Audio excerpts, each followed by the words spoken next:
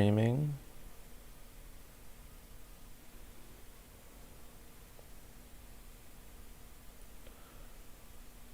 Okay. Theory, I am streaming. How crazy is that shit? Excellent connection.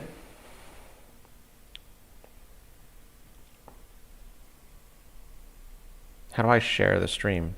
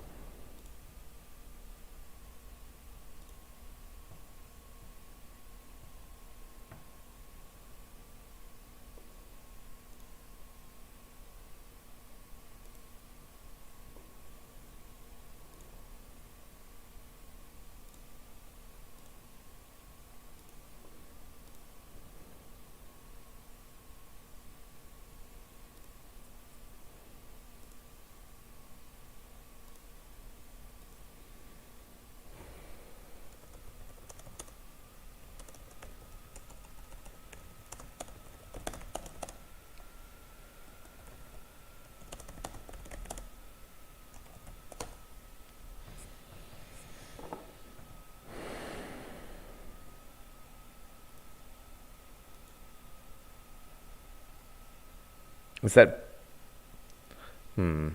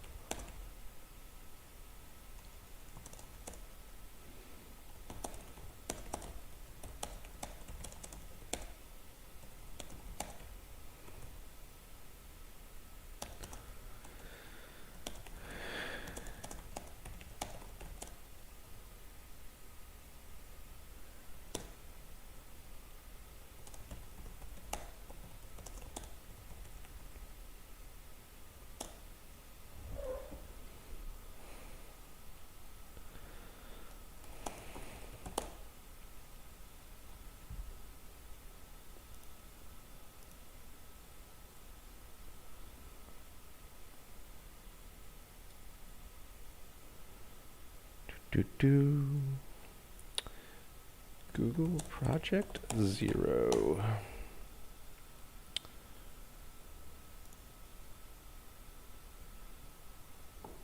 Introduction post.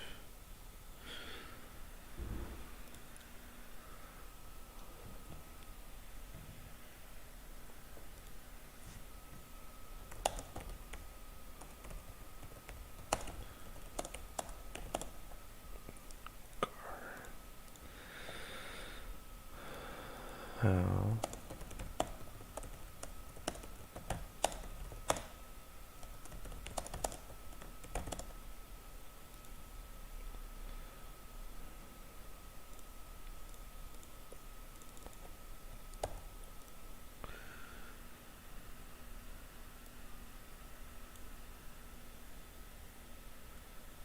do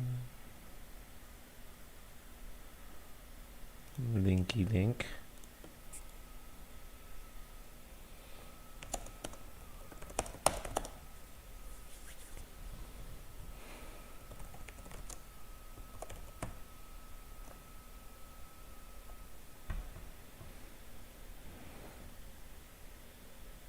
Could I use the kill chain or attack to ground this section? I think the kill chain is too simplistic.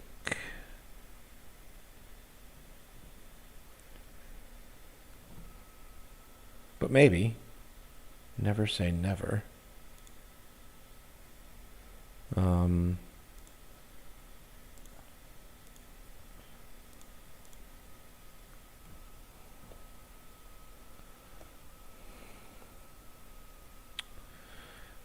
do I put this?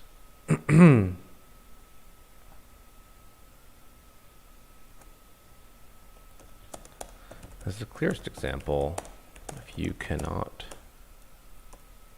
it used to be that each Windows operating system came in a number of language flavors. Chinese, Spanish, English, etc. Each of these flavors had different binaries which had offsets which would change the way an exploit was required to be written. Failed. No. Various reconnaissance techniques were taken up which could determine which language of Windows a remote attacker was targeting.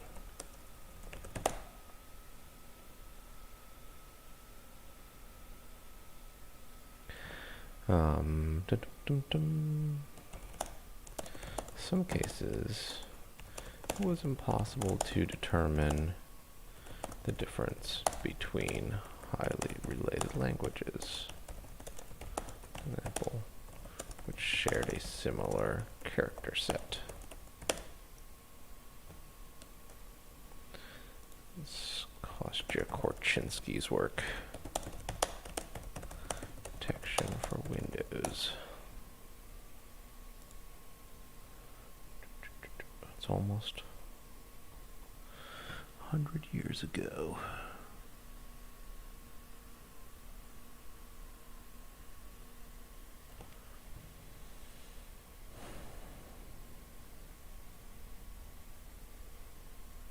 Ah, here it is. Copy link address.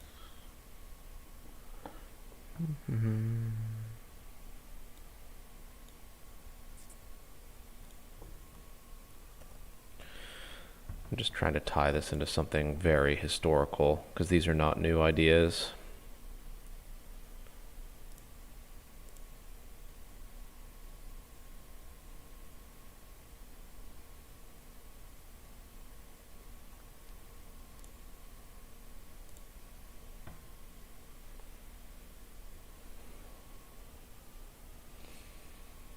Testing against detection engines.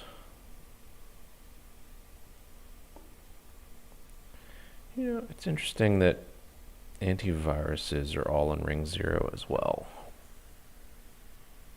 I kind of wish this stream was a Zoom because I have to keep popping back here to see if anyone said anything, although no one ever says anything. What if I do that? Is there any way to make this small? Okay. So now if you say something, I'll know.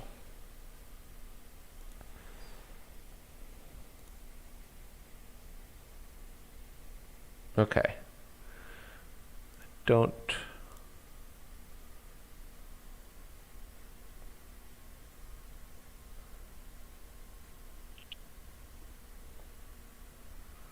Am I just a, you can, Katie, I feel like people are, here's what Katie asks. She says, how about if I just yell at you from here? What perspective do you bring to NATO other than a seller of exploits? Why would a seller of exploits be asked to write this paper? Are any other relevant perspectives, such as those balancing defense at scale, going to be heard by NATO? They have a lot of, honestly, this is the Japanese NATO team, and they have a lot of people who focus on international law, and in general are very defensive, if you, I mean, in some senses.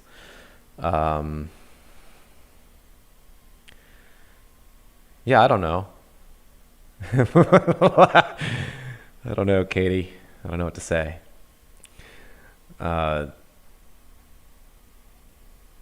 You can just review.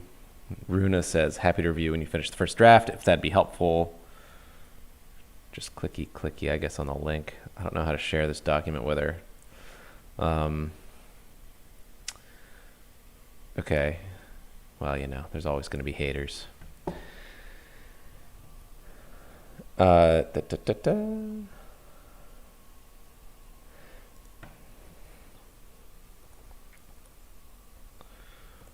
When a set of offsets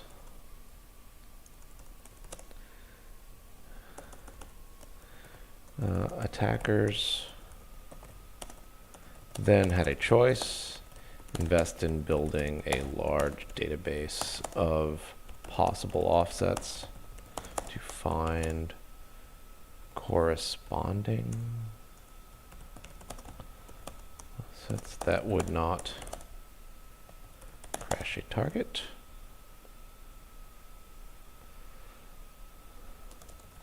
Required installing every possible version of Windows in every possible language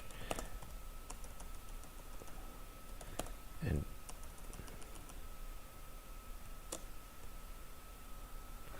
dun, dun, dun, dun.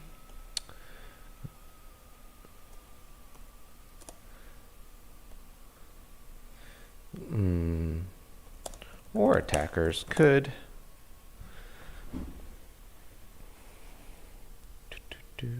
where'd my little floaty leaflet go? Oh, okay. Or attackers could write for the most common language and operating system / service pack levels and hope for the best.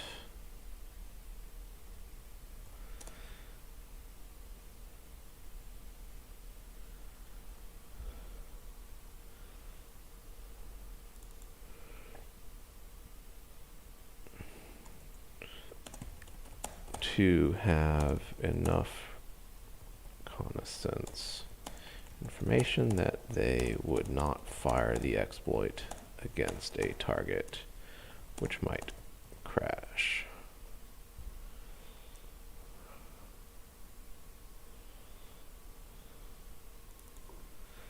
Let's say this is a historical example.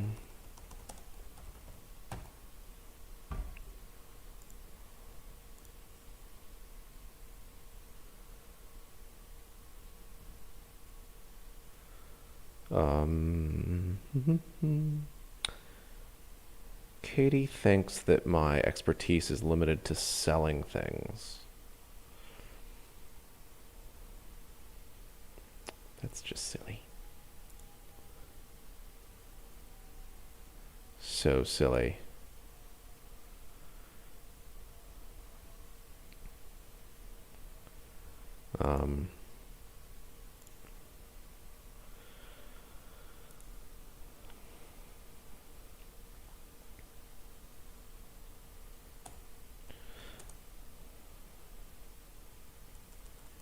In some cases, it was impossible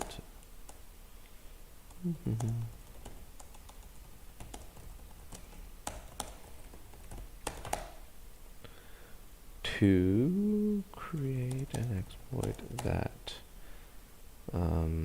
was compatible with multiple languages or service packs.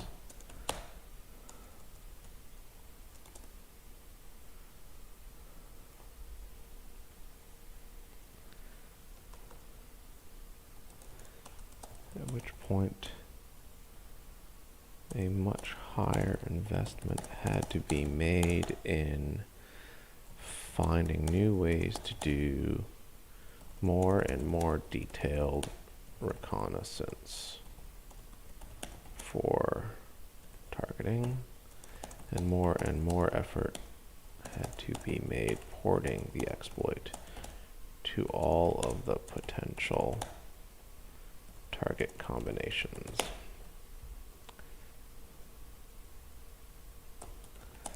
This kind of work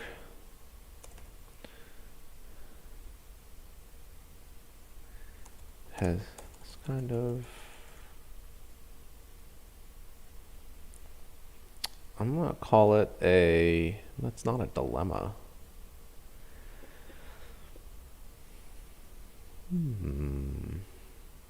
This kind of trade-off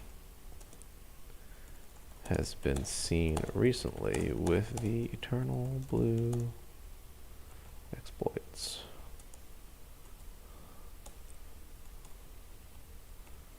And related exploits as well.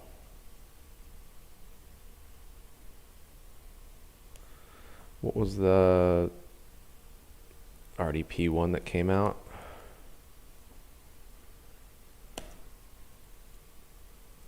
RDP exploit. What was that? Blue Keep.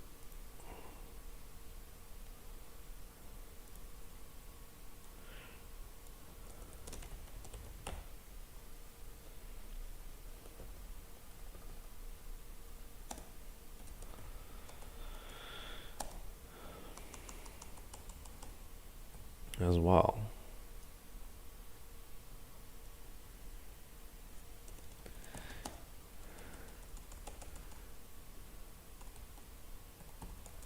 And is reflected in the reports of the nomenclature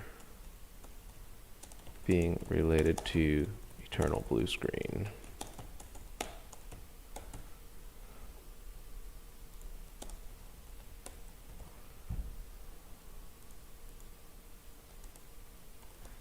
A comment on the reliability of the exploits. Historically poor.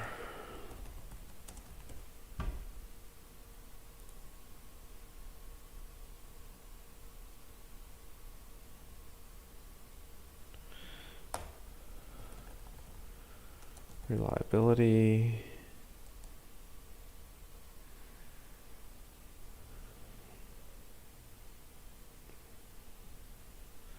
Becomes a difficult science to measure without massive investment in various tooling. Seen previously as a set of VMs, non-VMs, because Virtualization can change how an exploit performs in ways that will complicate testing, but also with varying network conditions. Target configurations, loads, and usage patterns, and many more factors which can make an exploit work perfectly well in all lab conditions, but not at all in the real world.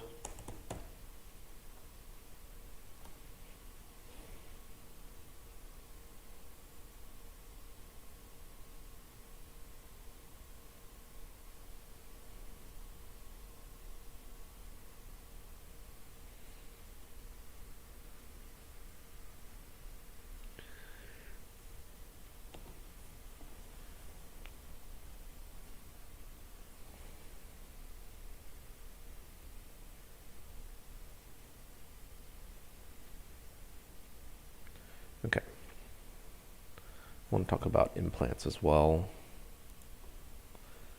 if I can.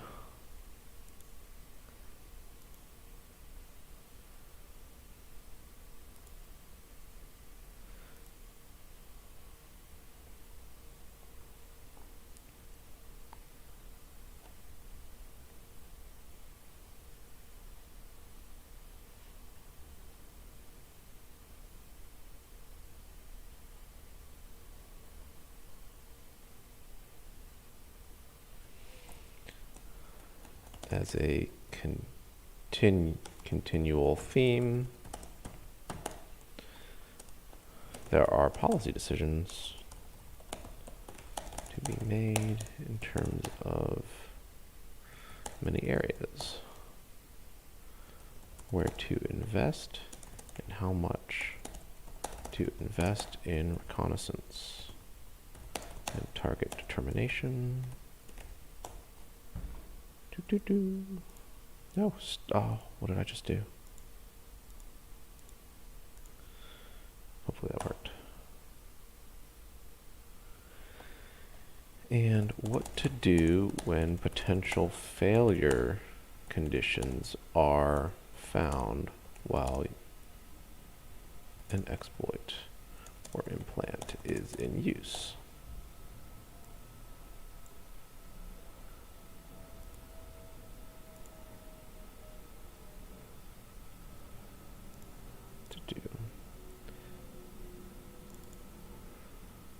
Two major made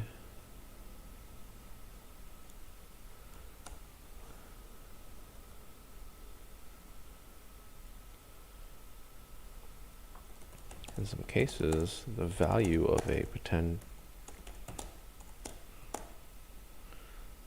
successful penetration of a target is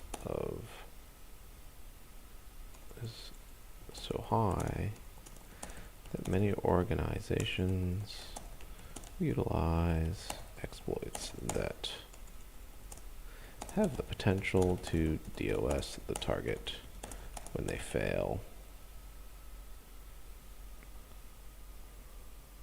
This is considered bad form.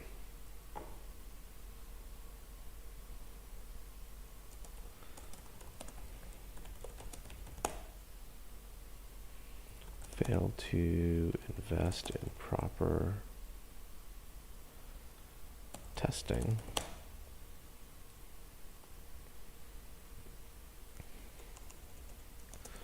Exploit under load and will therefore find a much higher, say under real world conditions.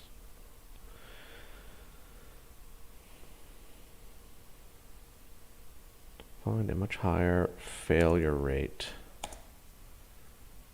in operational use than they have seen in the lab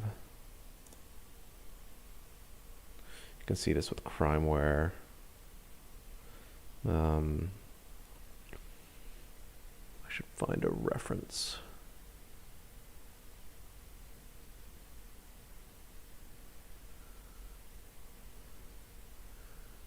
I hope no one typed in this giant thing to get in. I don't know how to share it properly.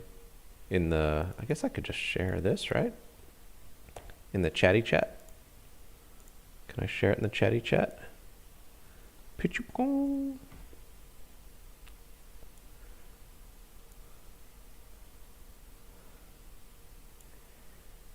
Yeah, I don't know what chill jams I can turn on that won't get me like hammer banned by Google's YouTube algorithms.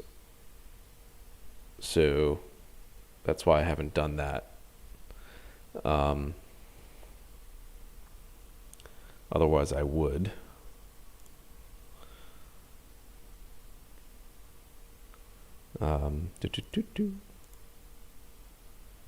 Y'all can just like write, I think that's probably the edit link. Y'all can just write my paper for me.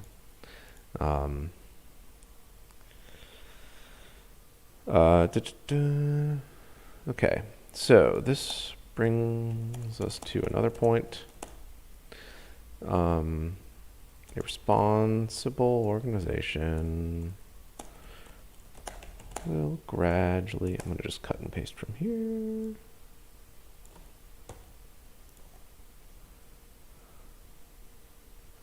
Scale in the use of their exploit.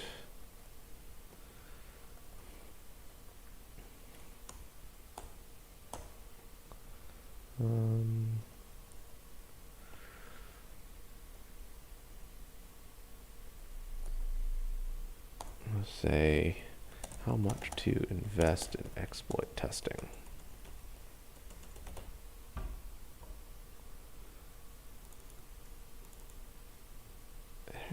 All right. Ixia and similar technologies don't have to purchase an Ixia setup, but you have to know that why you want one.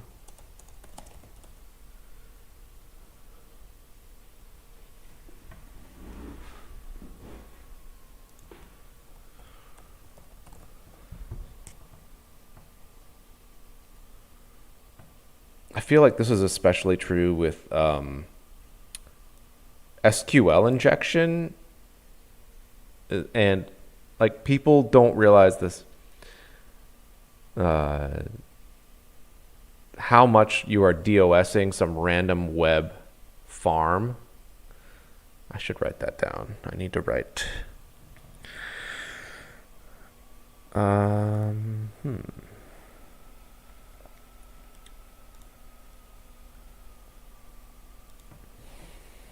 Okay.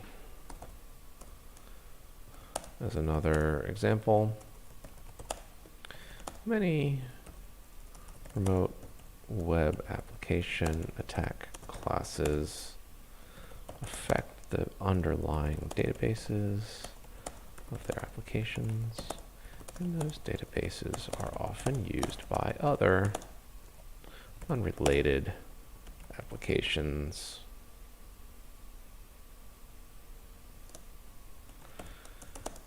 Important to do the work to know what other systems use those databases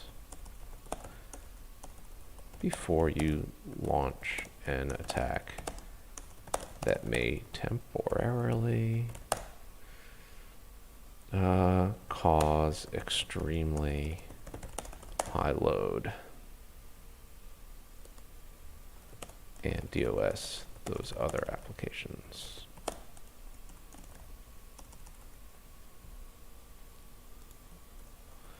Find SQL.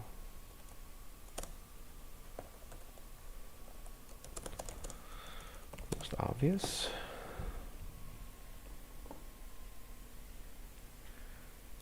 going to say shared. That is what I'm going to say.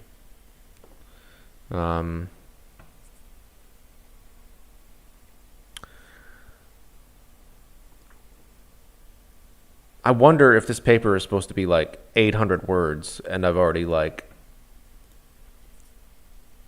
done more than that. Okay.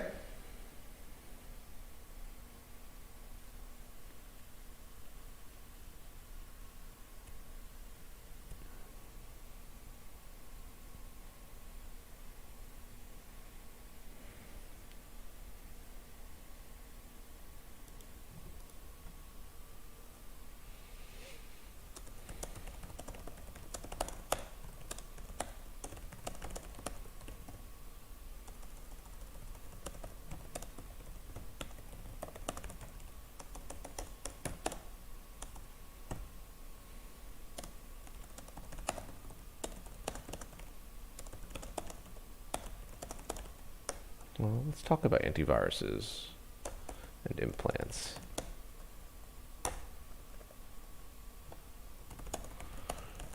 Implants also require testing at a level that is unusually high, even for critical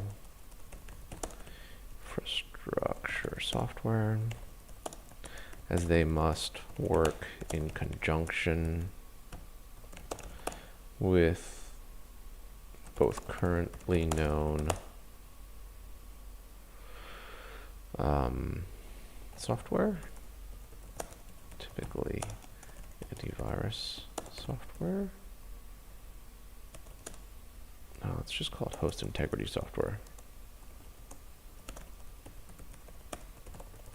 We'll hook the same APIs that implant hooks.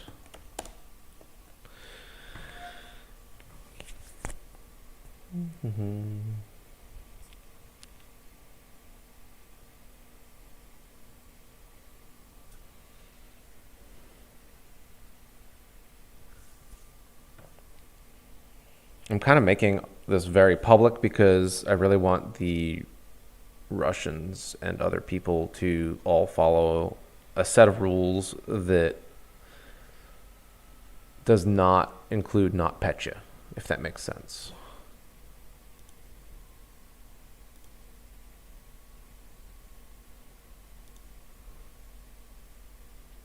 And I also think it's interesting to think about.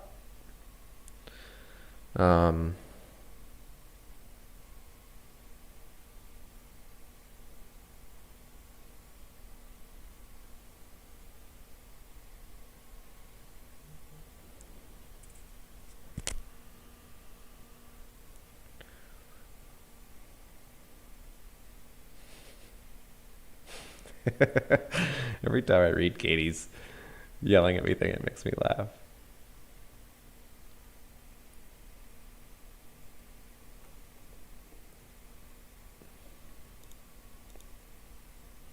Okay.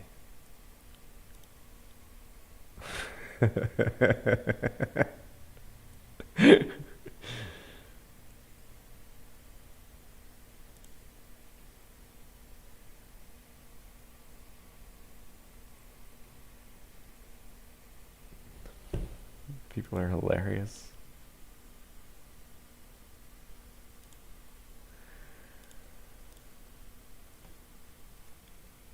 Okay.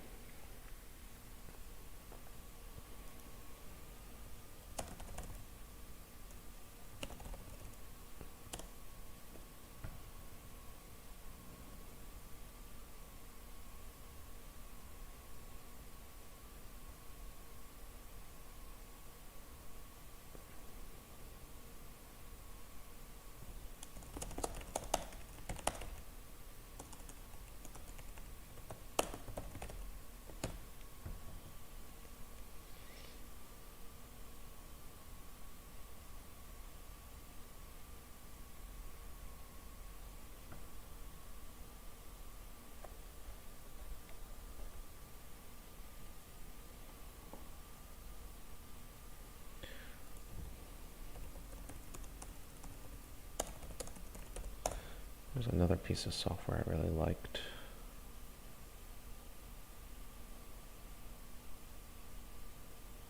Don't think it was Load Ninja. No, who knows?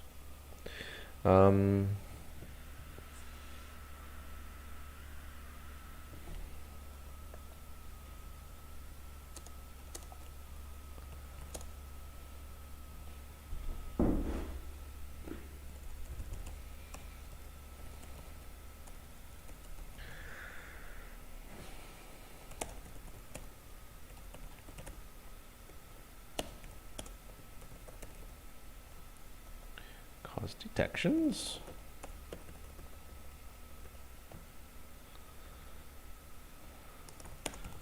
Have a high risk to the target organization. Integrity.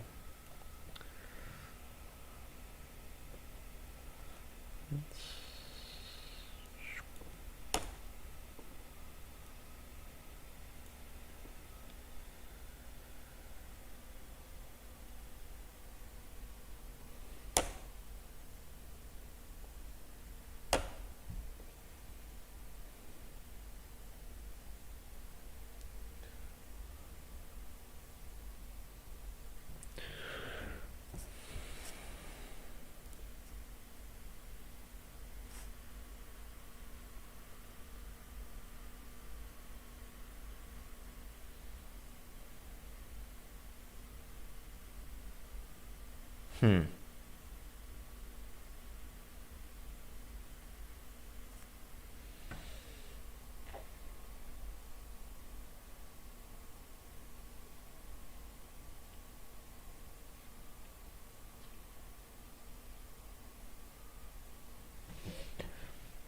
What?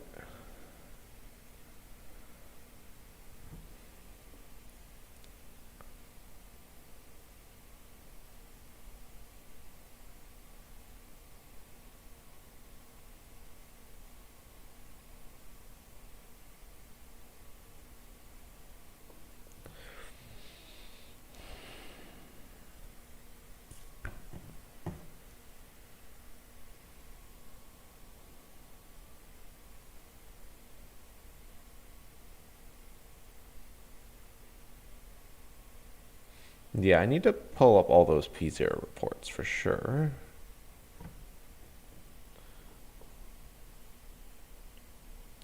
Is there a differentiation between automation for spreading versus automation from air gaps? And I don't know that there is in the future sense.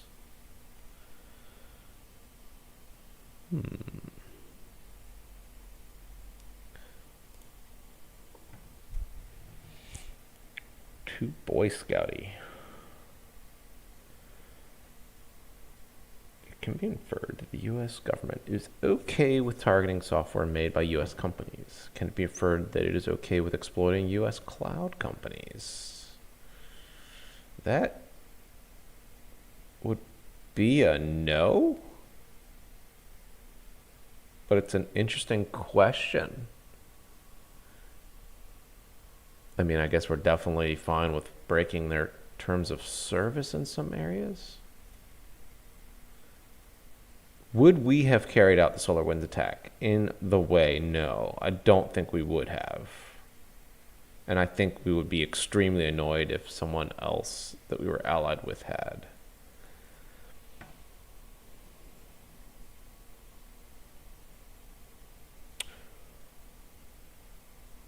No. I think the answers to a lot of these questions are no, we are not okay with it. Definitely not. Not okay with Rob Kanake's theoretical exploitation thingamajobbers.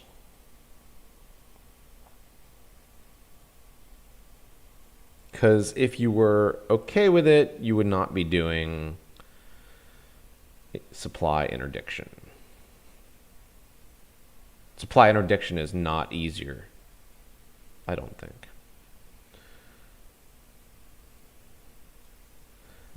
These are good questions. Does widespread exploitation result in a relative loss of intelligence? I think they were pretty narrow, though. They could have just hit the things they had hit and then backed completely out before they reached FireEye. Why? I guess the thing is, FireEye is a grade A target, right? Like, you're not gonna. I don't know what else would be on your tier list if you had like a tier zoo kind of thing. Like that would be. I mean, that is. I don't know. That's not an OPSEC or responsibility issue, right? Like, Microsoft would say it is, right? So Microsoft would say that there are some targets you should not hit because of their wide-ranging systematic impact, and Microsoft would list itself as the #1 example. Anonymous Jackal's going to write my paper for me right here. I like that. Go, Anonymous Jackal, go. I should just make this at the front. I should do like, by Dave and friends. Like, everyone can just put their thoughts on this stuff in here. So I think there's a certain responsibility around false flags that's tough to talk about. And the false flags are put in there on a technical basis. I don't know if that's a technical problem, though.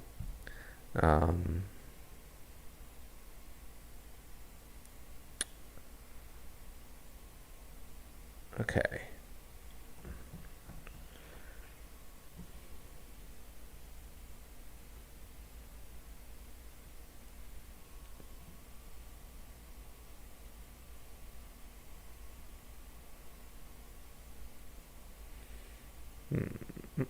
I want to work on this incident response section next, which I know they're all going to think is a typo, and then when they realize what we actually mean, it's going to be really hilarious. I don't know what Mungarudin Balaji Patabi is saying necessarily. I'm not trying to say that worming a bug. I think the thing is, like, that was a very responsible worm in comparison to NotPetya. So the whole paper, you can just like compare everything to NotPetya and be like, knock it off. That's the message. Russians need to knock that shit off. It would be ideal if they did not do that stuff anymore. That would be great.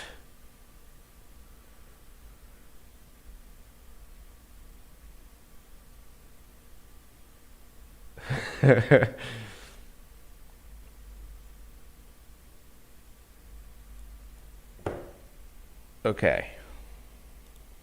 I often find like EU discussions on American cyber policy very funny. Like I found Merkel's one very funny. They're all like, what if instead of a regulatory framework that was just, like whatever Facebook and Google wanted, you guys had a trusted government group that could make these decisions. And the problem is that like Linux is a unitary kernel and the United States is a unitary administration.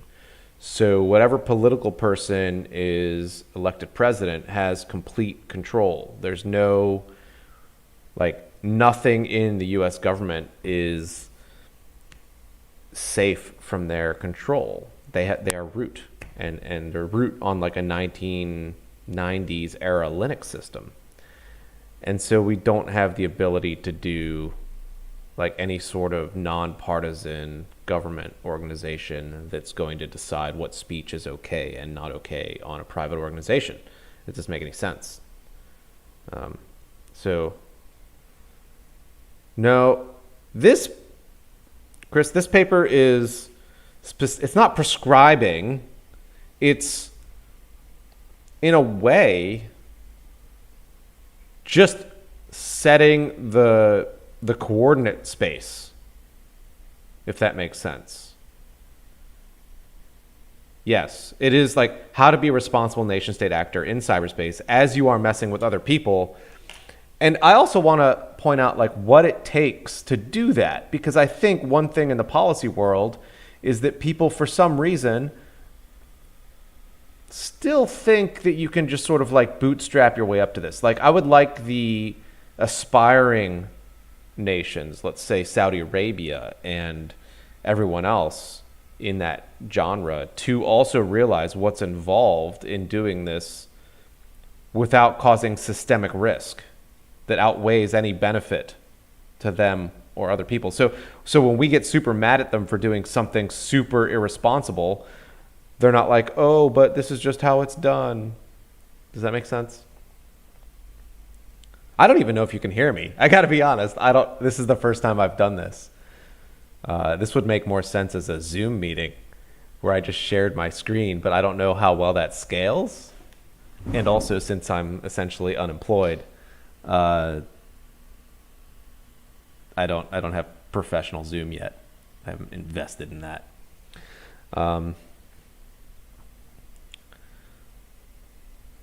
So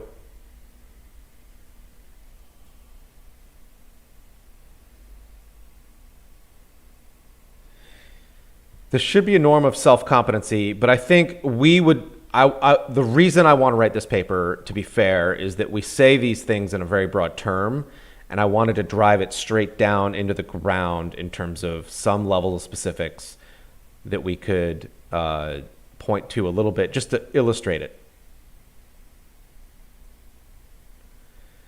Yeah, I don't think it's weird anymore. I got to be honest. I don't think it's weird anymore. I think it's required at this level now in the like 2020s or wherever we are, right? Like, I think it would have been weird in 1992. Well, one thing I want to point out is like, I think we do this well, is like we separate out target types. Like you're not going to see the same sort of, like you have a complete duplication of a tool chain essentially for like us going after ISIS versus us going after like, you know, a target that's not that, right? So it's almost like you should have different groups doing different target types, and they should have their own resources. That doesn't mean they have to have different testing, to be honest, but they do need different tool chains. And then also, I think separation of CNE and CNA is pretty important because there's no way for your target to know you've done that necessarily, but it allows them to not panic as much when they're responding to something if they have some intel. Yeah, I don't know if there's like I should probably have Googled like responsible, you know, CNE or something. That's not going to help me, is it? Computer network. It's been a while since I read that CNE book, so I don't know. Yeah, this isn't going to really. No, I don't know of prior work that's really great on it, but I think that Chrome renderer exploit.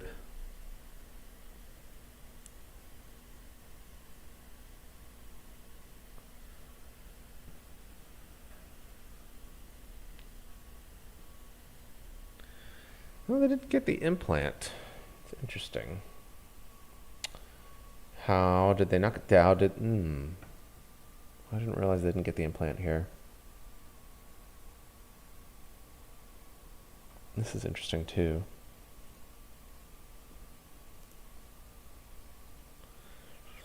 Okay, so I'm going to go back to your comment here.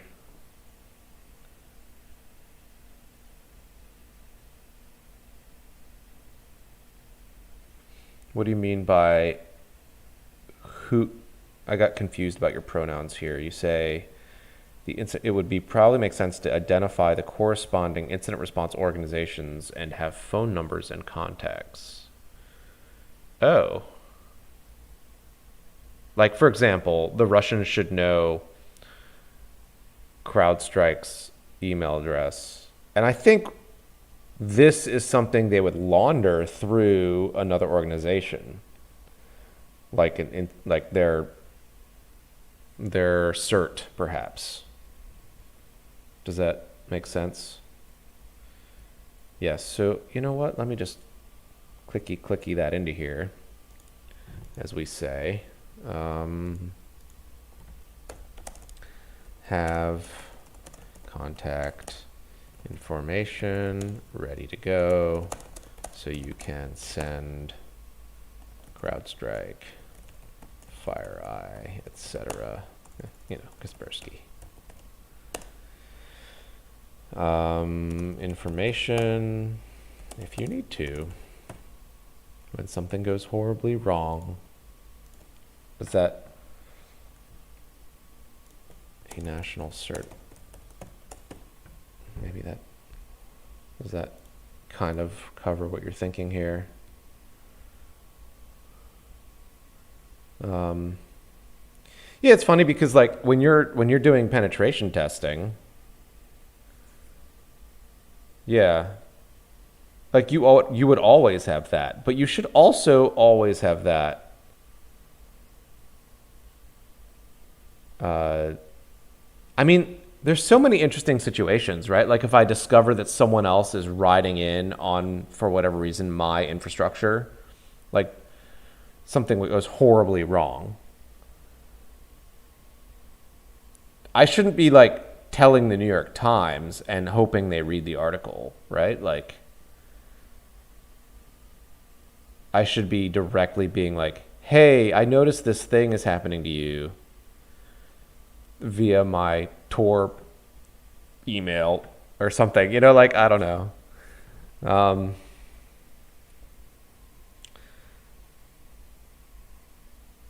Yeah.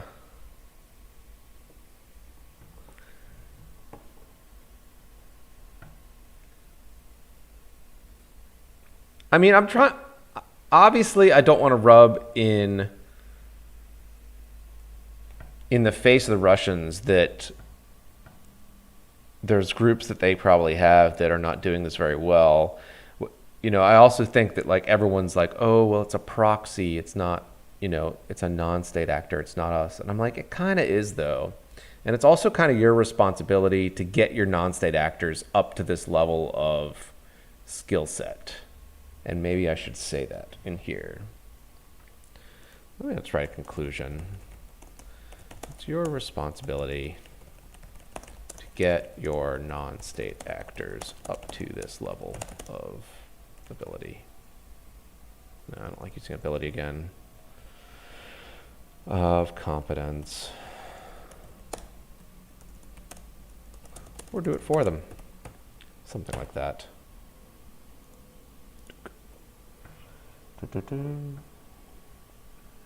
Okay, so I guess the other reason I don't have music playing right now is because I actually can't think as well with music. Especially when a paper is not quite gelled yet. What did Hamid write?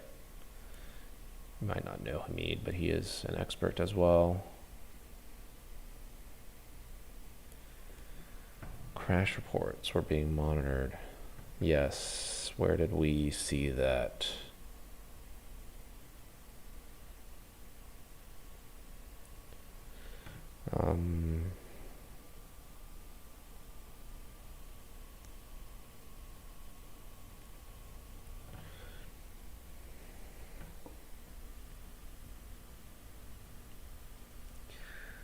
I think another issue is that people get confused about persistence.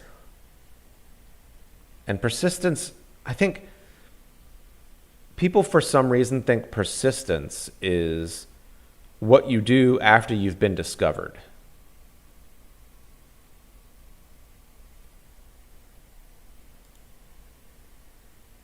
So I want to,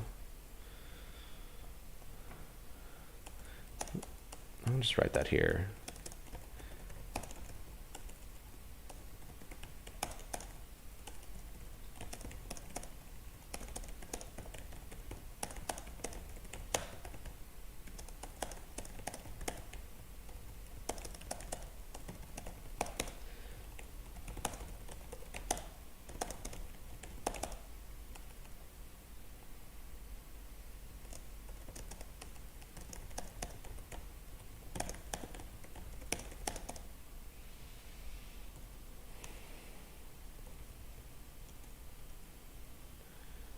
they disappear, cleanly removing their infrastructure. What they don't do is then sell all the stolen information on freaking random websites.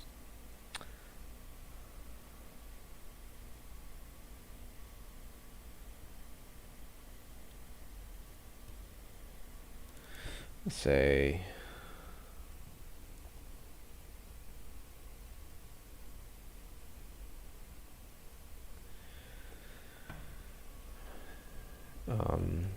I'm going to just write extremely timid.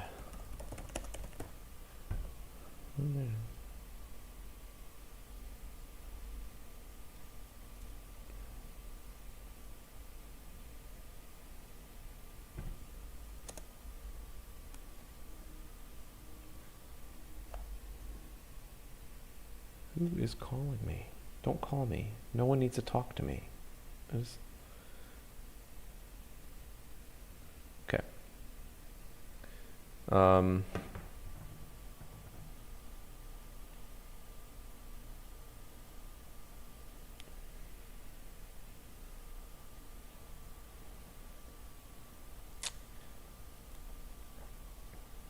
back to the chatty chat.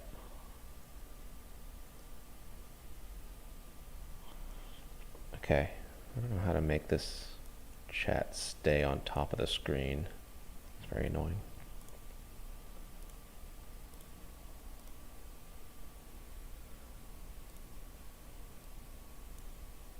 I guess I'll just do that.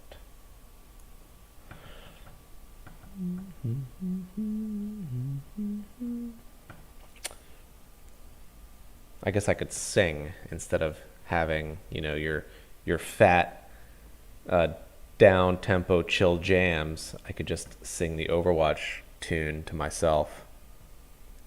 That won't be annoying at all.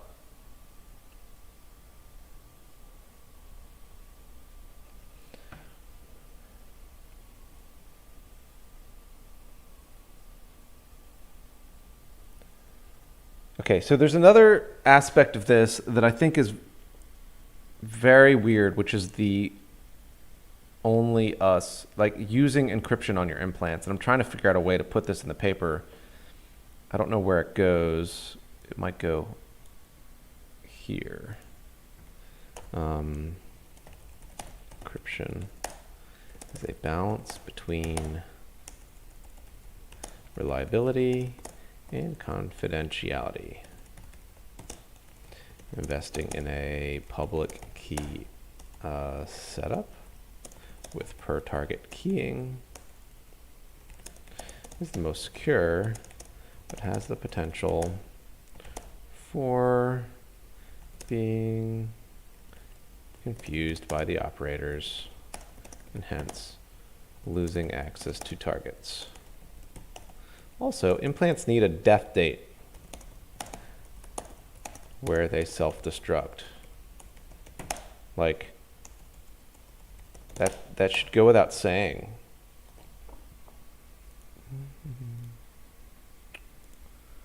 And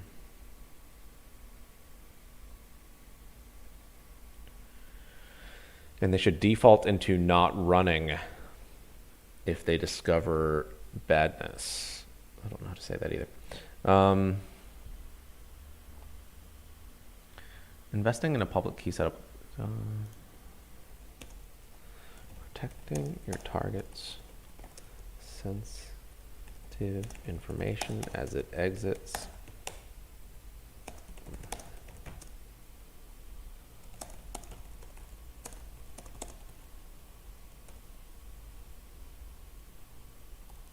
Is important.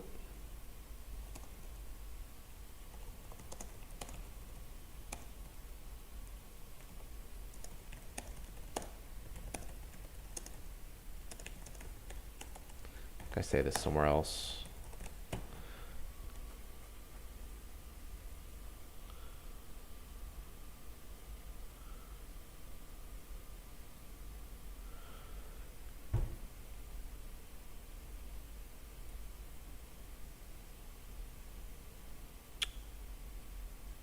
I don't want to link to anything that was leaked. So if you have a link to something that is not like Snowden documents, that's an interesting question. Chris says, like a sick patient getting well, is there an obligation to check on old implanted environments that you think you cleaned up to make sure they are still okay? I will take that one step further. Okay. Let's just linky. Copy link address. And I'll just pasty. I think you can just edit this document, right, Himi? Did I not give everyone editor, or did I give everyone commentator? My bad. Okay, so I will say that, like, Chris, let's go one step further and say you are collecting on their email, ideally, to monitor if they are about to do incident response. But I think another reason you're monitoring their email is to see if they are upgrading or changing their network.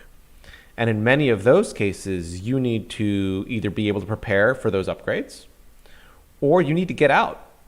Does that make sense? I think that's here.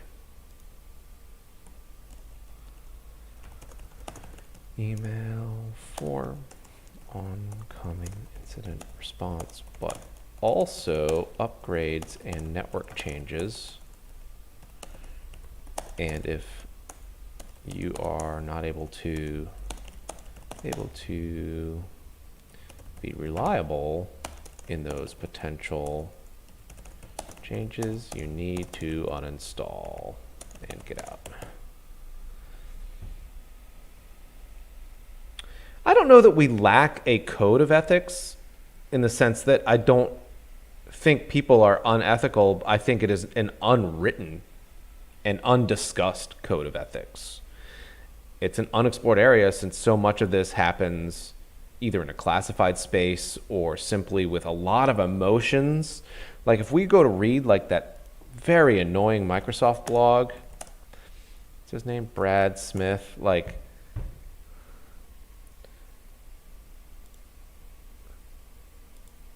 this nonsense. Holy manoli.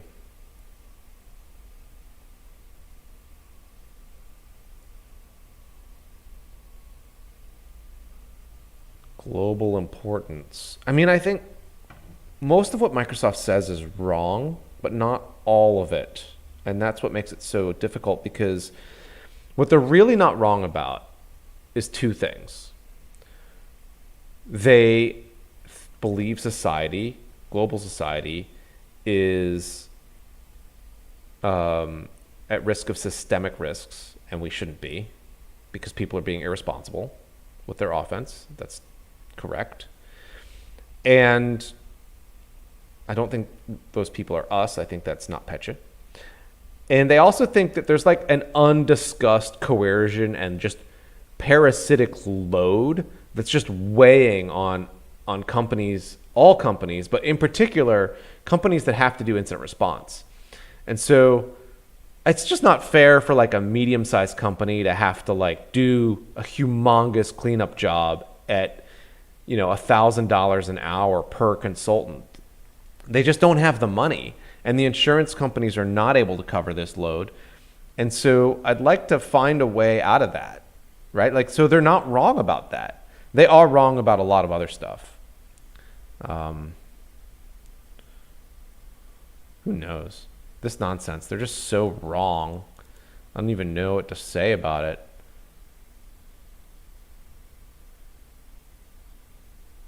And if you read their amicus brief, it's even wronger, if that makes any sense. It's the wrongest. Yeah. I think you're like a wildebeest, and you can only take so much parasitic load before you're too weak to make it through the dry season. And for a lot of companies, this is the dry season. How do I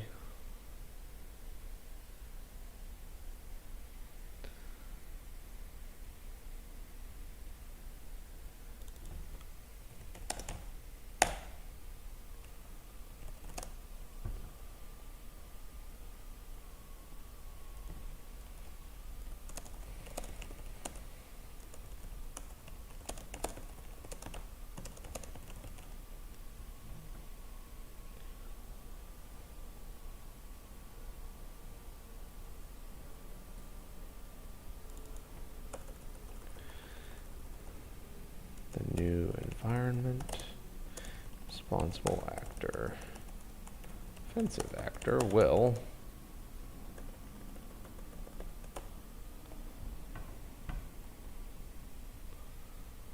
to confidently reliable. Something like that. Spelled Windows wrong. I think here's another thing I find about a lot of these policy papers is that they are written just in a vacuum or with a very small team of people who think the same things. And I think it actually, you get a better policy and a better policy paper from being a lot more open about the process of writing one of these papers. So this is obviously a bit of an experiment, and clearly I need to find some tunes. I actually have I have tunes I could in theory play because I have a motion array license, but it was just too much to think about. Might move. I might move this up there.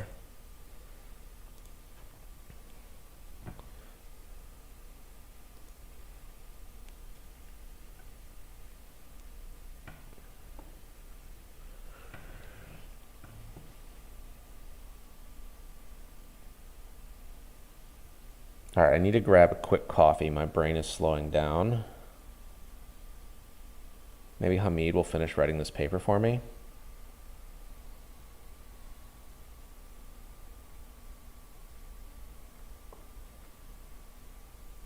I should email NATO and be like, hey, how long is this paper supposed to be? Is it supposed to be really long? Because I hope you like really long papers.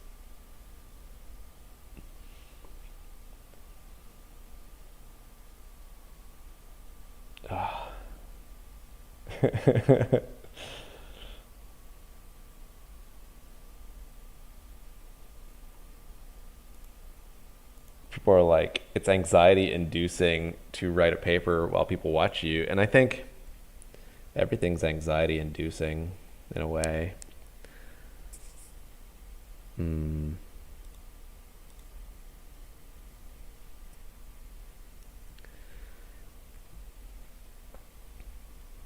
Okay.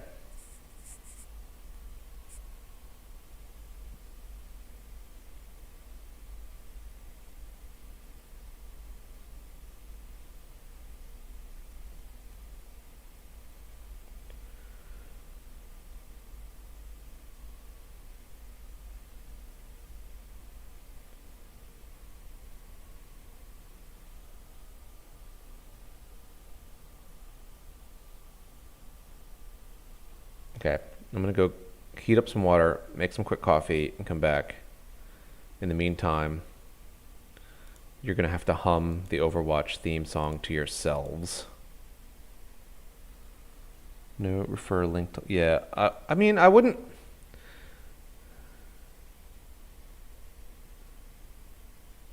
I think it probably is in the syllabus. I think you'll find I'm not good at following instructions.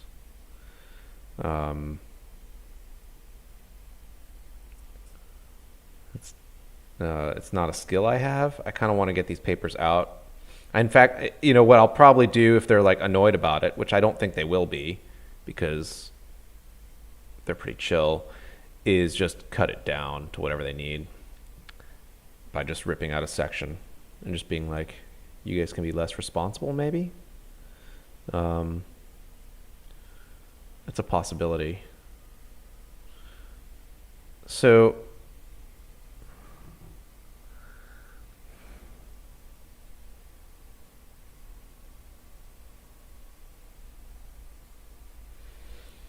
I mean, I feel like the story that I'm telling here with exploit reliability with languages is one of those things where you almost had to be there to see the beginnings of reliable exploitation at that level.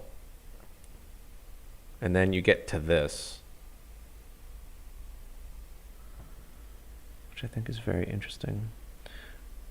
Okay, do I have... Okay, exploits need to be encrypted. Do I have that in here? Preventing exploit. Maybe that should be another thing. Preventing exploit stealing by encrypting them inside your implant until use, and not using them widely in an over unencrypted networks. So you have to. So I think that's not a bad thing. Okay, I'll be right back. I desperately need a coffee. So just hum either the Overwatch theme or Star Wars to yourself.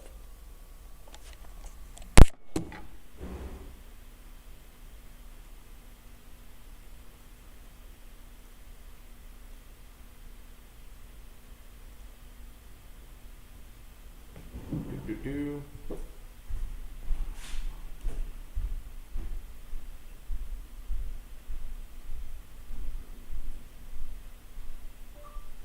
Either one, exclamation point.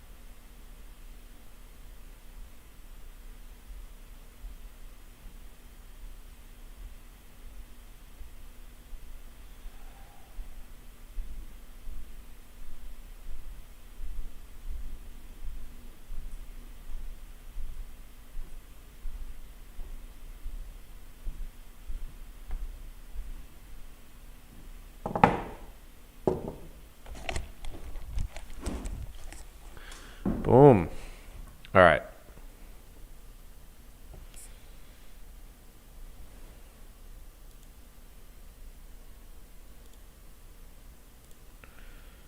A lot more concurrent viewers than you would think on this old watch someone write a paper, which is very similar to watching paint dry, I assume.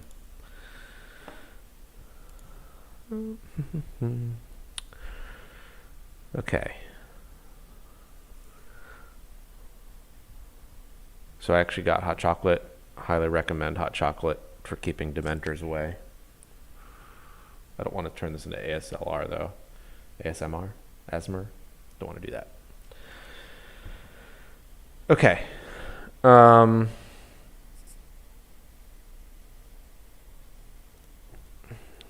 Stuxnet day encrypted.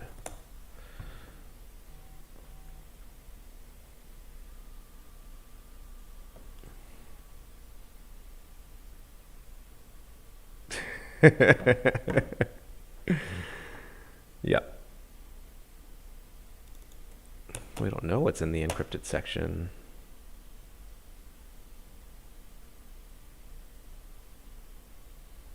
What is a Stuxnet?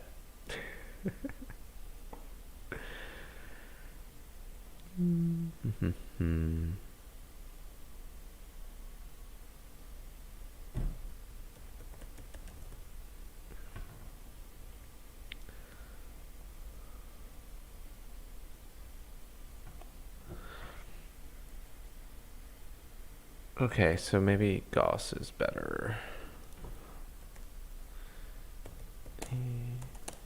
Encrypted implant. I think Gauss was pretty cool. Boom. Let's just link to these Kaspersky people. Boop.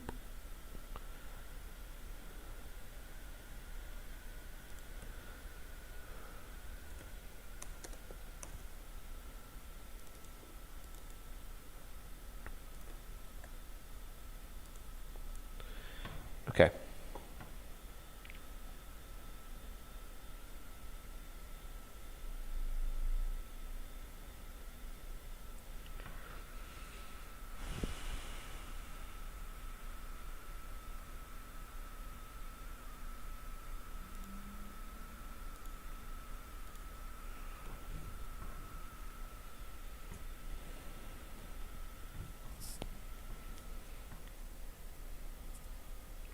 That's a separate paper. Are the flame modules better? Yeah, possibly. Flame implant encrypted. Wasn't there one they're still trying to decrypt?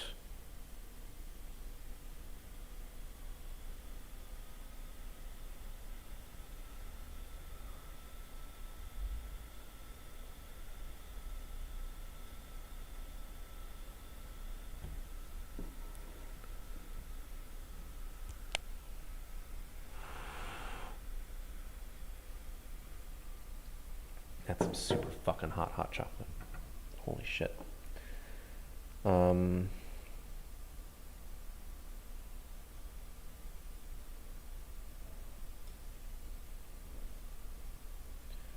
think the interesting thing about Flame is it's sort of region locked. You know what I mean? Like, I think that's a sign of responsibility, is like your stuff is region locked, which is expensive. They're like, yeah, we're not going to like smack around like all of Asia with the same thing. So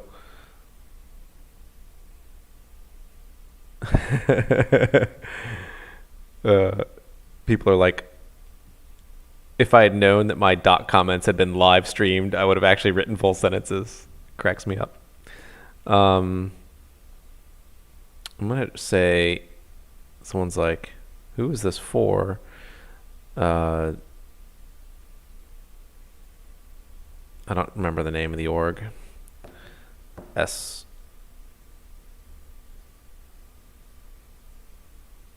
don't know. Get back to him later. Okay. Yeah, it's much better. Notice how Flame... I don't want to quote too much about Flame from Kaspersky, though. We'll just link to it.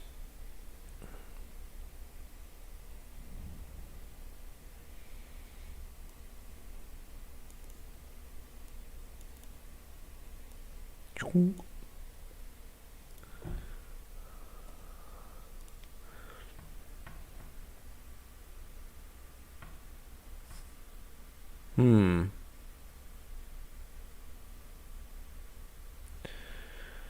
That's actually really good. Post-incident review process. I'm just going to steal your ideas here and not credit you at all. This is kind of where I'm going right here with this. A post-incident review.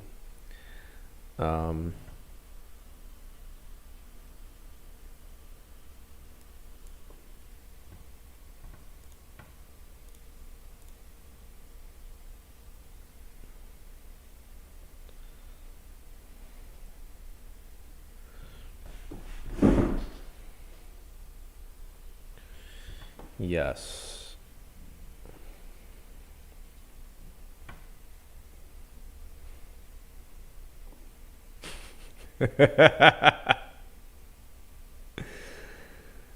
You know, we live in a very cool world where that is true. Where it's like, yeah, that's actually better for me. Um, that's sort of a larger setup. So I think we'll just put that here because that's part of the conclusion. Post-incident response process, review process. Well, did your encryption and other efforts to avoid systemic risk or parasitic load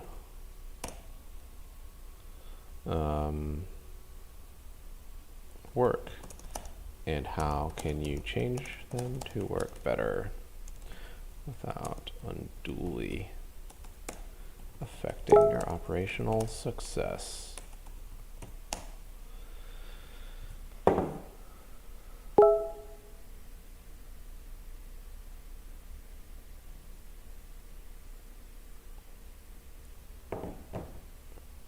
Someone texted me that my first paragraph is not ideal.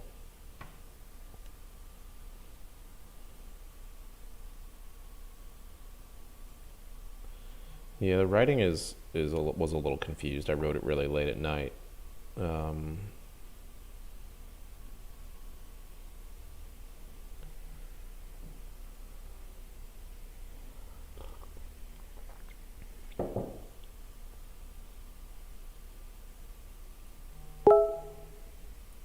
so many texty texts.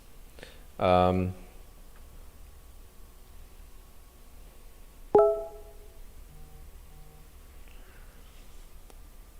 okay, so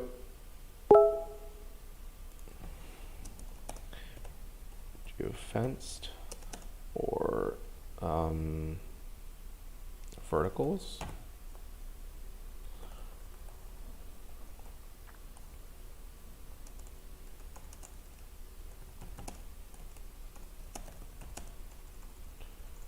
Middle East.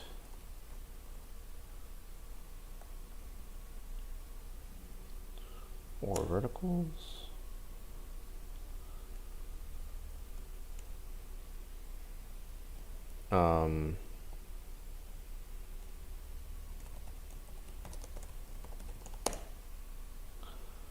Contractors allows a level of...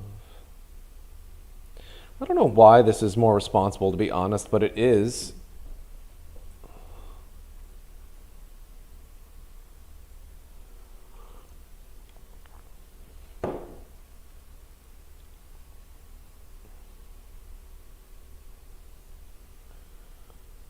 It allows defensive organizations to focus on the threats most relevant to themselves and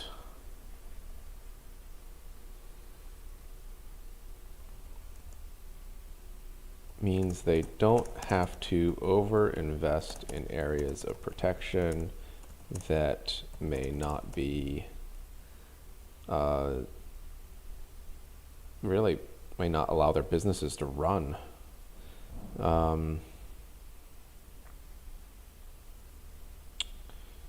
Be, I don't know how to say that. Cost effective. For example, few banks can afford to do full hardware integrity checks on their supply chain. They just can't afford it. They can't do it. No worky worky.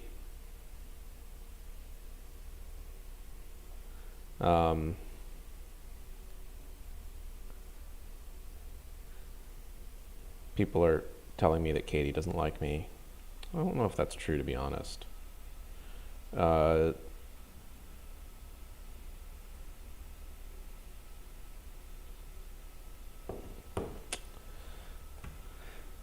Okay, so I think that's one reason.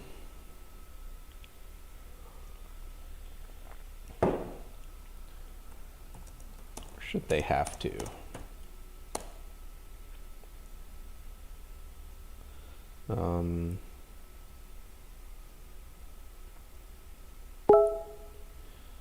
You really do choose where you bring your targets to bear. Also, is this where we do CNE versus CNA? That's what we're saying. How to establish trust.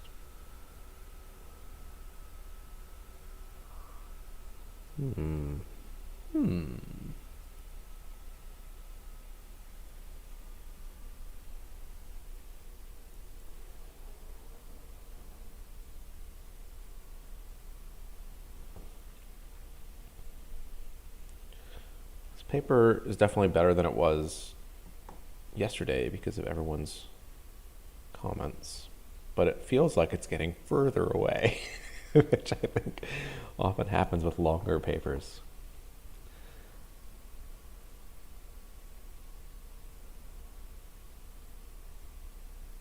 Okay.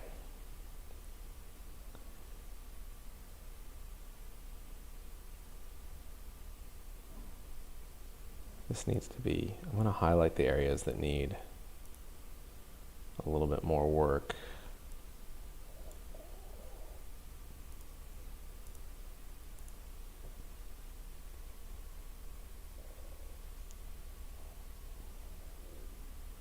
I mean, obviously this is just a supporting, it probably needs subtitles or subheaders, actually.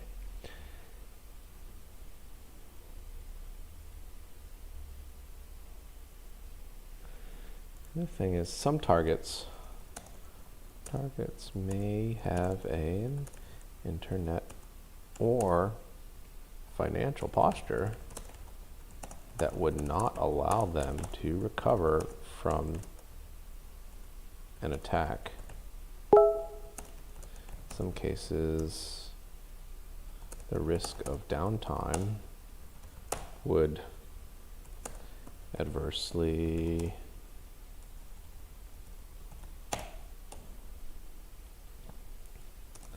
not just the risk of downtime from an exploit crashing a server, but also the risk to their reputation. The risk of their reputation, or in some cases,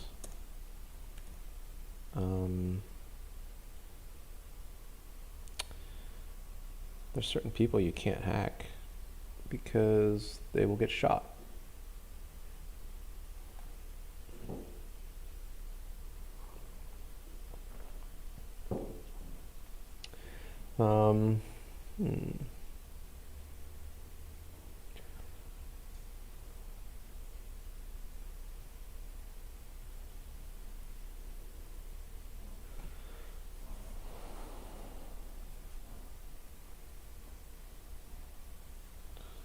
Their finance condition do not allow them to invest proper redundancy.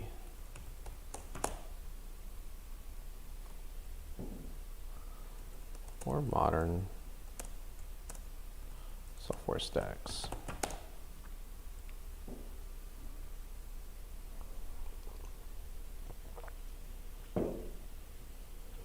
Hopefully my drinking of hot chocolate is not annoying to listen to.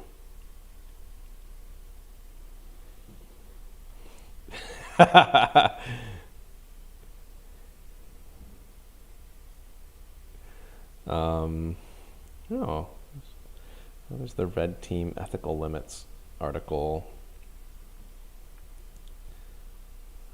Yes, that's a good point. Red teamers should not be mean to their targets, even when that does work.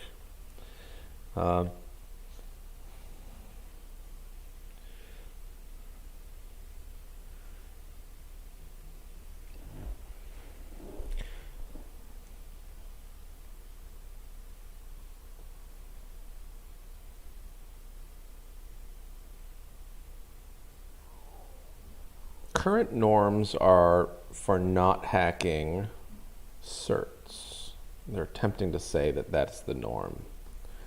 But you do want to hack the cert because it's a high priority target. So I think what you want to do is hack the cert and not manipulate its efforts. I don't know if that's something that's beyond the scope of this paper, though.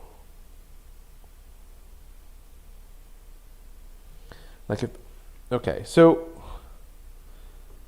Belgacom is another one here. Infiltrate Belgacom.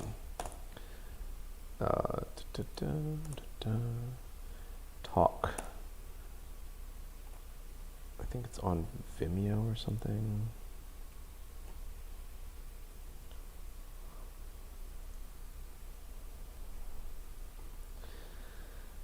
Infiltrate conference, Belgacom. It's unfortunate that we named it Infiltrate. I no longer have access to the Belga. Oh, he doesn't call it Belgacom. He calls it, oh, look at this, that's exciting. He calls it something about cell networks.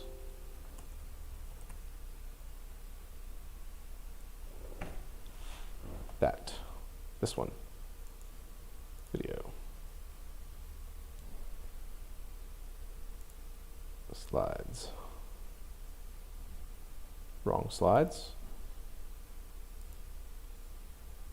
Those are the wrong slides.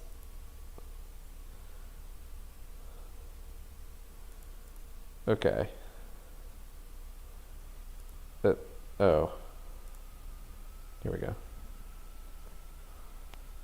It's on OneDrive. Oh, that's very annoying. We need to self-host that.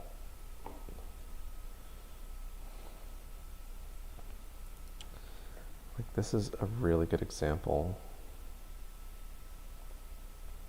Please tell me that this is not the only page. Okay, there's 107 pages. Because where they went was important.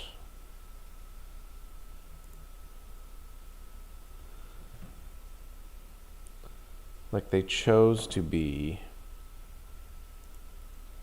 here.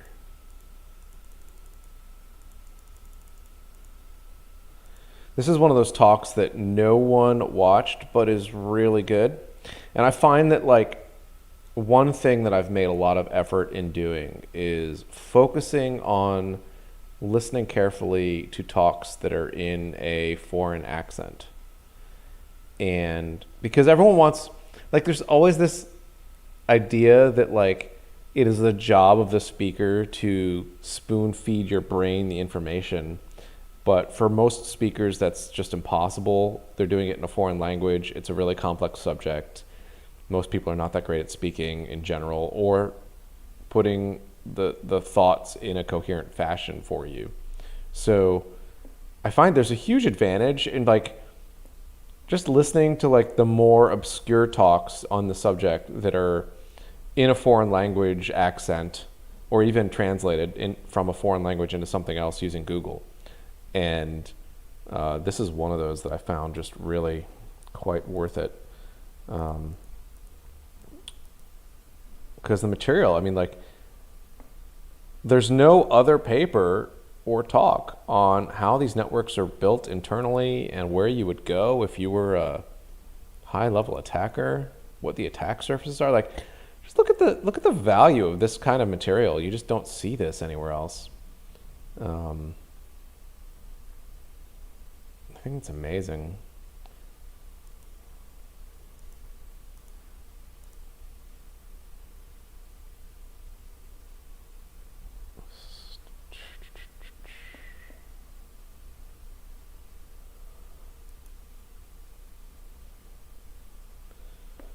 Man in the middle, as few people as possible is another lesson.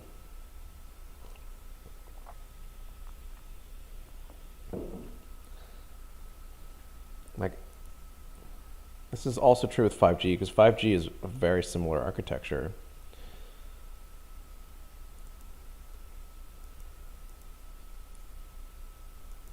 Okay, so I think that's another one. Like, yeah, minimization is the term, but there's also, yes, I like that. And also, man in the middle, as few people as possible, but like more generically, kick targets out of your attack chain as soon as you discover they are not your intended target. This is what crimeware often gets wrong, blindly throwing exploits at every target and then deciding in the implant stage if they have valuable information instead of prioritization as early as possible and erring on the side of not attempting to penetrate a target. Oh, my typing.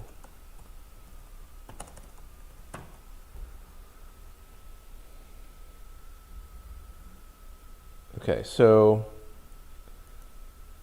I want to link to this paper if I can. Might be easier to link to the talk, but I don't feel like people will watch a talk. I just feel like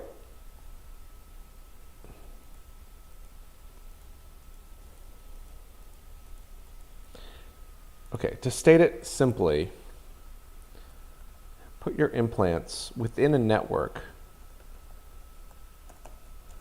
Within a network, be on the most robust parts of that network.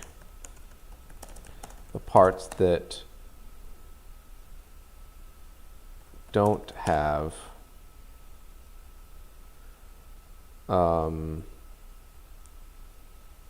don't need, how do you say it, to operate in real time under heavy load,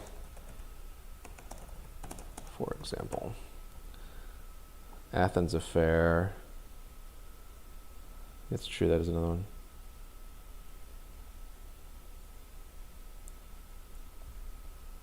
These types of foreign films. Have you seen The Listening? I feel like no one has watched The Listening. It's surprisingly great, but Italian. It's an Italian movie about the NSA. And it had a brief moment of extreme popularity among the hacker crews, and then no one in policy world listened to it. I'm just gonna, minimization is a key feature of responsible exploitation. Perhaps, I'm just gonna steal your words.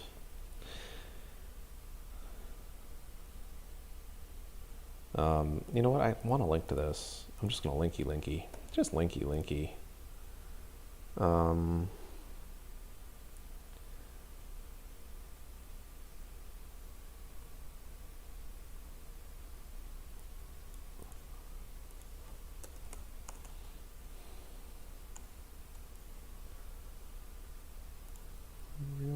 Really? It's 2 words? Okay. I'm just going to link to it. I don't think people are going to click my links. But if they do click the links, they'll get like a richer experience. That's what's going to happen.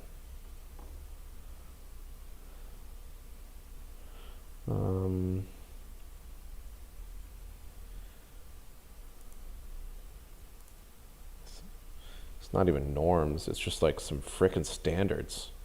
Professionals have standards. I'm going to call it standards. I think because norms is an overwrought word in the space. A norm is between me and the Russians, you know, like, but a standard is what we just do because it's the right thing to do, is my thought on that. Does that make sense?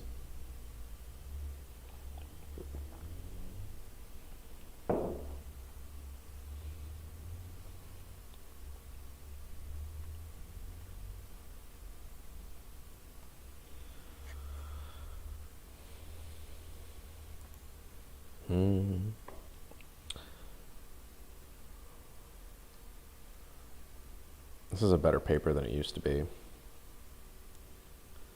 I often think also people don't realize how much goes into some of these papers.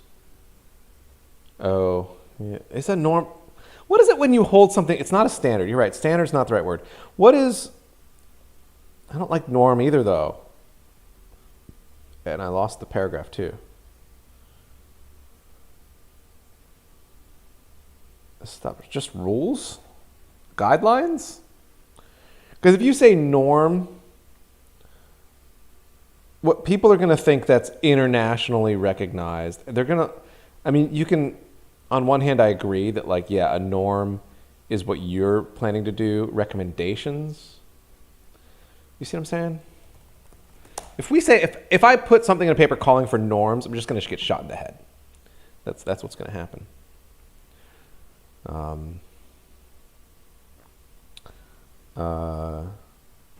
And also, I'm not going to leave it in the imperative.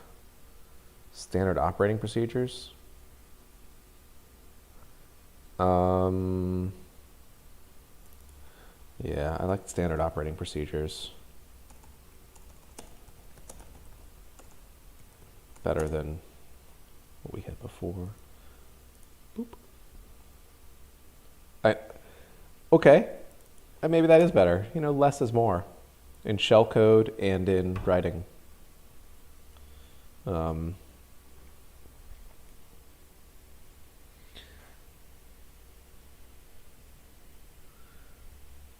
Okay. This was such a crazy idea, and I think it worked out really well. Both the paper, I think, is a crazy idea. I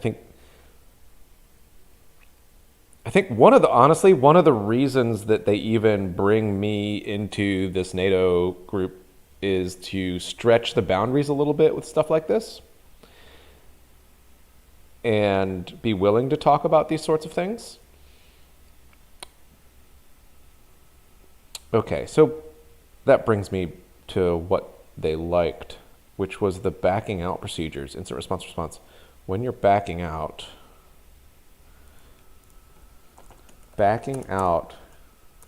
your operators need to be able to clean up the lingering flotsam and jetsam of their efforts without deleting the target's sensitive data. So for example, you need to carefully excise the logs, your presence from the logs, not just rm-rf / the entire log directory, like some sort of child, which is what people still do. And I think like event logs were like such a, like, until the leaks, no one had an event log cleaner tool. That boggles my mind. I don't understand that at all. Like, Did no other team think, hey, we should clean the logs up properly instead of just like randomly like deleting random logs? Like I just don't understand. It didn't come out in pen testing at all. It's real work. It's not that hard, but it's real work.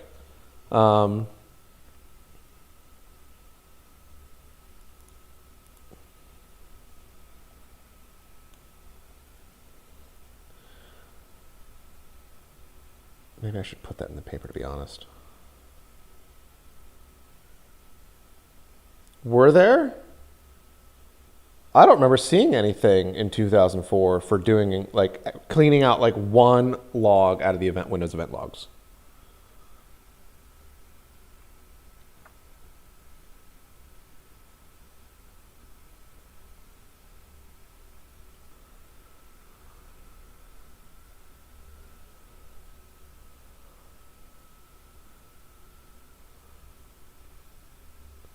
Okay, was there any tool even remotely public for doing that, or was it just like I don't remember seeing anything in any incident response log. Oh, really? I don't remember seeing that. So find me a link to that because that would change my mind about something. I don't remember seeing that. Erase event log item. I don't even know what to Google for that. Hacker tool. My Google feed is like log tampering. Specific events. Okay.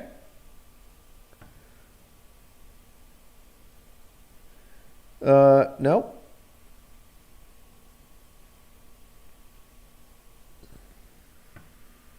Okay, you have to find it because I don't remember how we did that. Wind Zapper?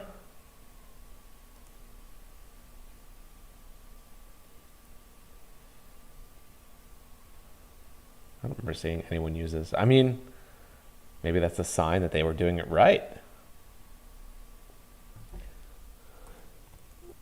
It's not even here. It's not listed. Interesting. So what if we just do Wind Zapper? Okay. Okay, you're not wrong. Is this it?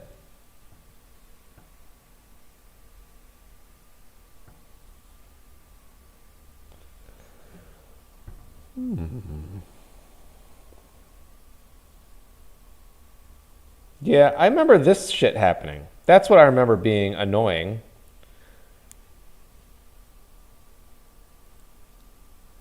Yeah. Yeah. See? No good. Bad. Don't use WinZapper. That's what that says to me.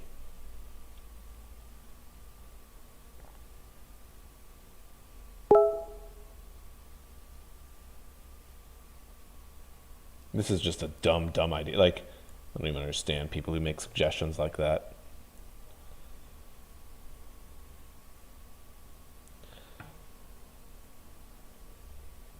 A Perl implementation. So your theory was you uploaded Perl to like a random Windows box? That seems like the worst. Like that's going backwards.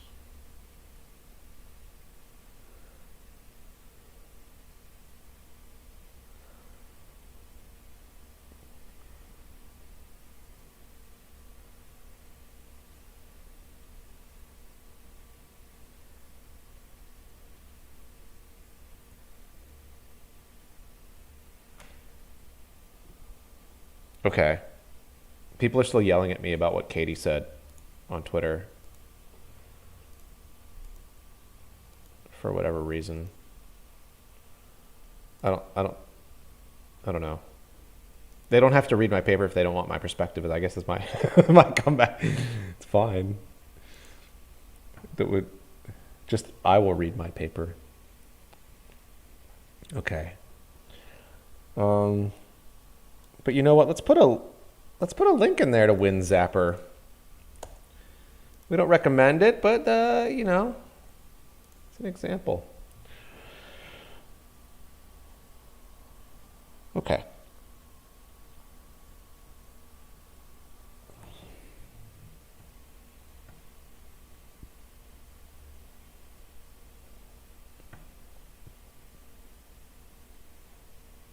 Mm,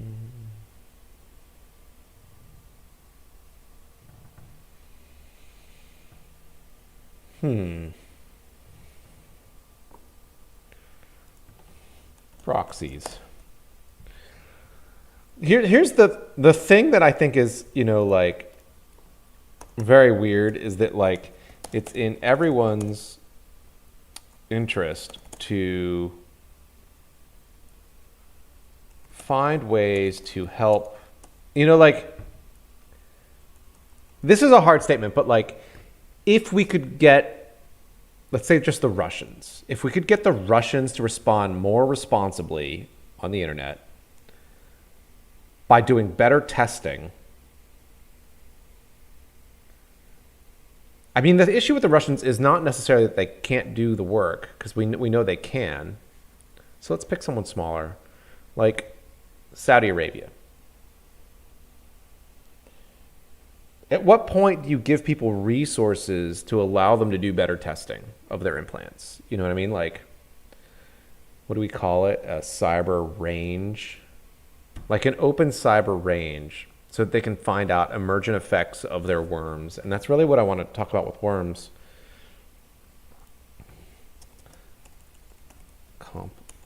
Complicated emergent effects, clear responsibilities in terms of limiting spread. I think it's just worms are the most obvious issue with people. Because everything NotPetya did was wrong.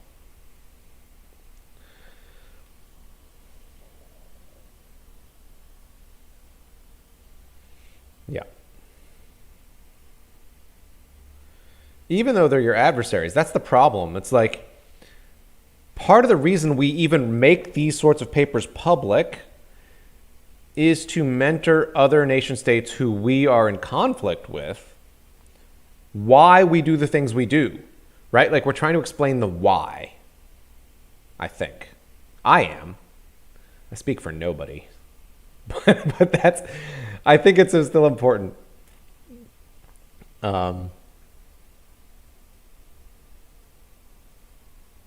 Yeah, there is.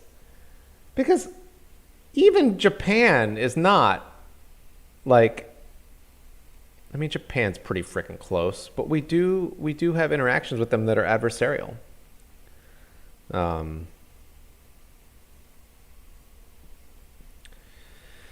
yeah, and I worry about getting down a non-proliferation zone with some of these papers because it encourages the people who can only think about nuclear weapons to like come out of the woodwork and think they have a valid opinion on this stuff, which they don't.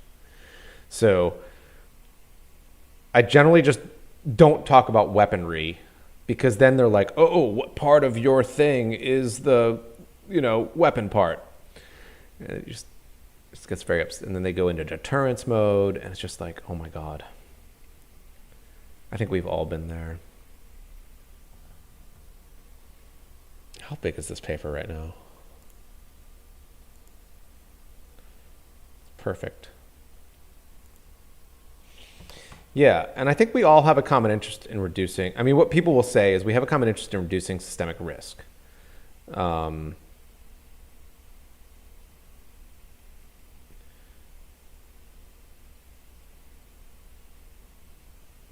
and I think there's two reasons moving nuclear material is bad. One of them is the difficulty I think it gives you when it comes to uh, attribution. I think we're very excited about having attribution in the nuclear space. Once we had that, I don't think we wanted to lose that capability. We don't necessarily have that now in the cyberspace.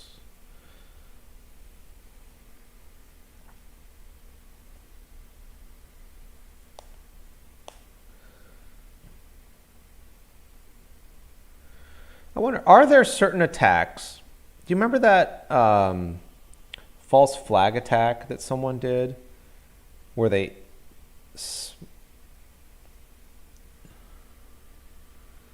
more counterterrorism coordination wells. Yeah, and that's actually what the Russians are asking for at some level, right? Like when you read the Ryak papers, which few people have, I have them up here. I can move them to this tab. Hold on.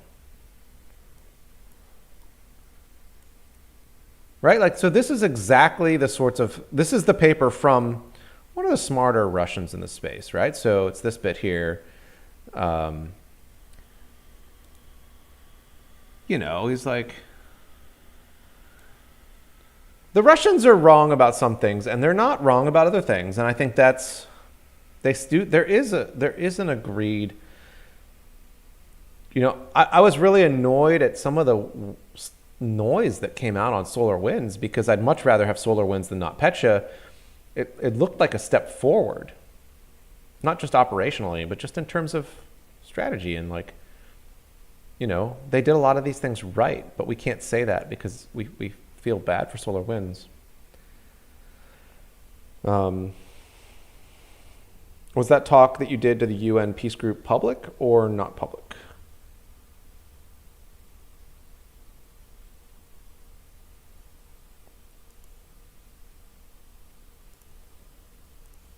Maybe I will Google it.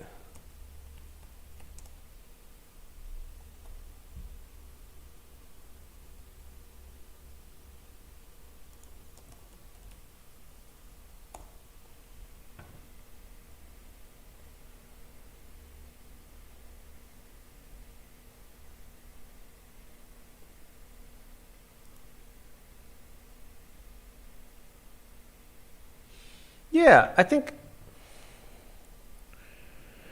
it's interesting because, you know, I almost worry about not, like in this space, I feel like we are still building a lot of the groups and contacts that you would need to have this kind of, these sort of like engagements, like with random people. Like I think Saudi Arabia is a clear example. Vietnam is very active. So why don't we talk to, I mean, I just don't feel like some of these people we've labeled as enemies already, and it's hard to sort of be, hey, cyber is something we can all kind of talk about a little bit. So, okay, it's getting there.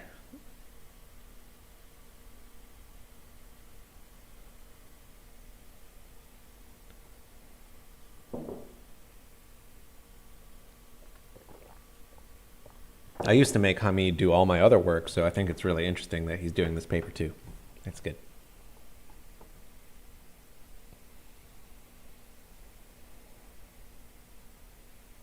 Along with Anonymous Jackal and Anonymous Kraken.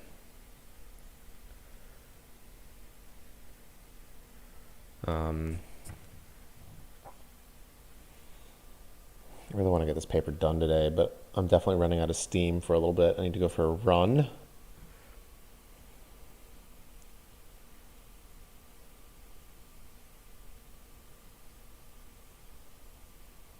What I'd like to do is finish the paper and then do another stream where we do like a review of the paper.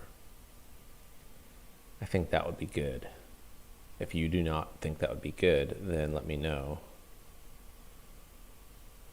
So it's not a talk, it's just, hey, paper time. And then we can talk about other things too. Oh, there's this, I should place this in the chat. I think this is a really good. One thing I've noticed is that I do a lot of reading of these sorts of things to get other perspectives. They're all in English, it's really great. But people don't expect you to have read them. They really just, I feel like everyone starts from scratch at every time.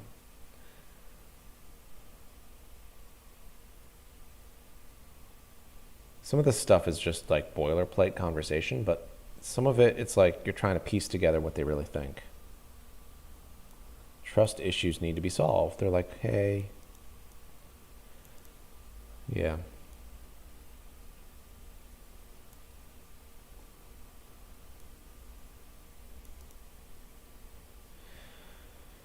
Yeah, I mean it's about like which people they are too. So I'll write like an entire like person and then here's all their papers and what their overall cloud of thought is sometimes. It's a lot of work actually. I do it in a spreadsheet.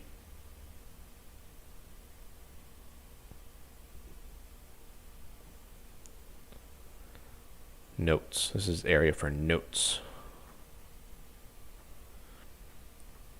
I actually really like that the world has moved to just Zoom meetings because it allows us to go to all these things that we never could go to before and then chat directly with them. People are much more open now, I feel, as opposed to having like a little cocktail lunch where you talk to the person and then to like establish a long relationship, you would have to email them, which I don't think is great.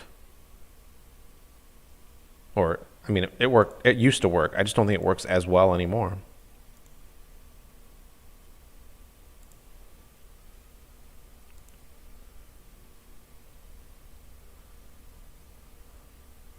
I think it's interesting. I also think it's super. I mean, to me, it's very interesting how many people there are on the stream. That's interesting to me. There's a lot more people on the stream than chat in the chatty window. And so maybe the message is getting across to people without us having to even show them the paper because they follow the Twitter account and they're like, oh, right, there's things we should be doing. What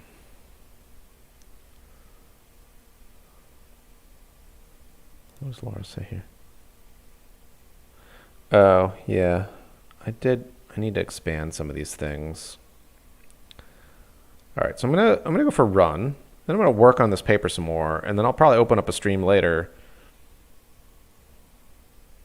maybe tomorrow, on pieces of this on just going over the final paper, because I need to get it done, because they're like, yo, where's the frickin' paper? And I'm late. So that's my theory. Although I might do a stream later about just Overwatch, just playing Overwatch at like low bronze. I think it'll be funny. All right, it has a good outline right now. I think just introducing the topic, I don't want to like drive them away with too many details.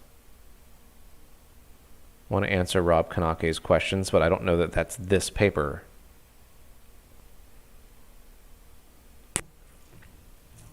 Okay, all right, so that's what I'm going to do. I'm going to go for a run so I don't feel so fatty because quarantine has not been good to me.